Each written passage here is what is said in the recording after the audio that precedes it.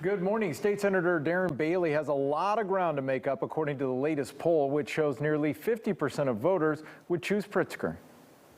The last time the two men at the top of the ticket took the debate stage, they went soft on policy and hard on insults. JB's an arrogant liar.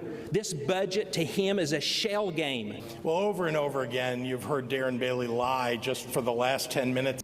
Who won is also up for debate. Regardless, it didn't really change the poll numbers with early voting already underway.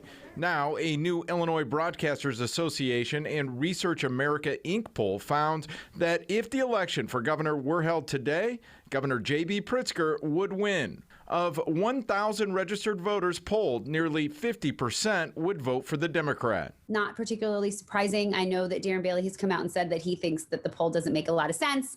For those of us that forecast and know kind of demographics of Illinois, it makes a good amount of sense to us. Dr. Suzanne Chod is a North Central College political science professor. I would expect that this is going to get wider as we get closer, barring even something big, because a lot of people are already starting to vote. The downstate state senator will try and make up some ground in tonight's final debate, but one of Bailey's biggest campaign rallying calls has centered on crime, which according to the poll is not what voters in Illinois are most worried about. It falls just behind state finances, taxes, and spending.